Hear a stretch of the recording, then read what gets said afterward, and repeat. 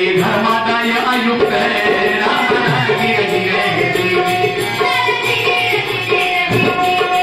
आणि यासाठी आपल्या शासनाने पाया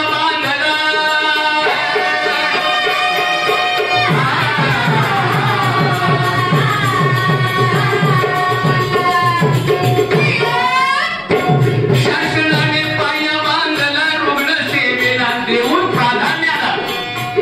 धर्मादाय रुग्णालयानी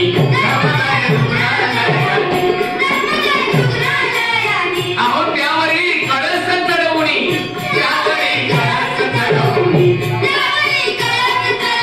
आणि म्हणून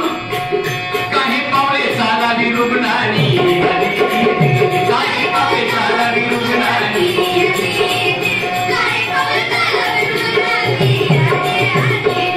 आपल्या आरोग्याची हो हमी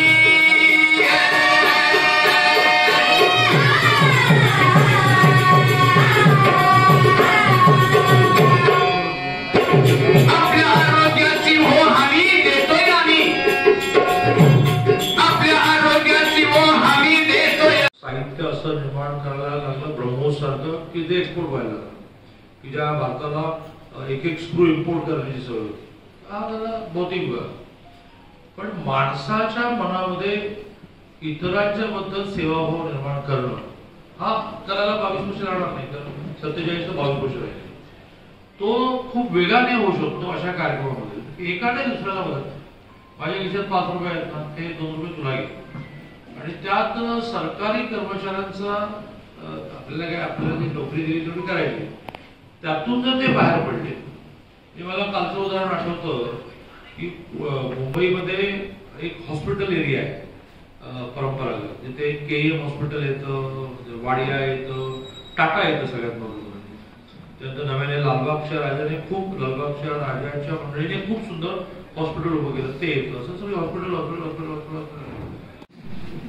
पण मग कोणीतरी मला म्हणजे मी पुष्पगुच्छ घेत नाही तेव्हा मला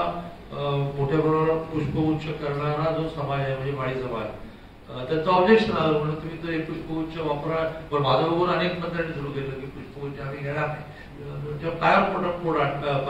पोटावर पाय आणताय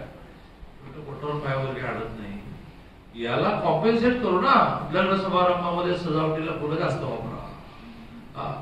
देवाला फुलं एक फुल देतो त्याच्या मोठी हार घालतात माणसाला त्याच्या हार घालतात तुमच्याकडे पोटावर पाय आणत नाही तसं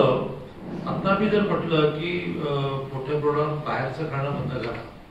लहान मुलांना फास्ट फूड देणं केवढं तुम्ही त्याच्या आयुष्यात निम्म्यावर आणते फास्ट फूड देऊ पण त्याला आवडतं तुम्हालाही पूर्वीसारखं आई वडिलांना बिलकुल मिळणार नाही असं म्हणायची काही का तर ते पोरगं रागवतं म्हणजे निघून जाईल की काय तुम्ही लहानपणी त्याला सवय लावलं नाही ते मग त्याला तो फास्ट फूड शिवाय खाणार फास्ट फूड द्यायचं असेल तर मग ते ज्वारीचं फास्ट फूड द्या बाजरीचं द्या नाचणीचं द्या ते तसंच दिसतं ना नाचणीचे नूडल्स ते खाऊन बघा व्यवस्थित भाज्या वगैरे टाकल्या तर ते खूप चांगलं लागतं आणि त्यामुळे आजारी पडू नये म्हणून काळजी आजारी पडल्यानंतरची काळजी आणि आजारपण संपल्यानंतरची काळजी हे 3 मोठे विषय आहेत आणि मी त्यामुळे धर्मादाय आयुक्तांच्या सगळ्या टीमला असं म्हणेन याच्यामध्ये पूर्ण तुमचे अधिकार वापर याचा फॉलोअप जो असतो तशी पण लक्ष लावायला पाहिजे 14 ते 19 आम्ही जिल्ह्यातल्या जवळजवळ 1.5 लाख लहान मुलांचं त्यांच्या गावात जाऊन मेडिकल चेकअप केल्यानंतर 500 मुलं अशी आयडेंटिफाय झाली की ज्यांना ह्या लहान वयामध्ये हार्टचा प्रॉब्लेम होता कोणाचा वॉल खराब आहे कोणाचं छिद्र पडलेलं आहे आम्ही मुंबईमध्ये दक्षिणेतल्या सहायता निधी आरोग्य निधी असेल उपमुख्यमंत्री सहायता आरोग्य निधी असेल त्यातनं काय खूप पैसे देतात असं नाही पण त्या ज्या संस्था आहेत त्यांच्यावर बंधनं आहेत आणि ती बंधनं इम्प्लिमेंट करण्यात तुमचं ऑफिस खूप सक्सेसफुल राहिलेलं आहे मोठे मोठे दवाखाने खासगी टाटा बिर्ला यांनी सुद्धा दवाखाने उभे केलेले आहेत आणि ते सुद्धा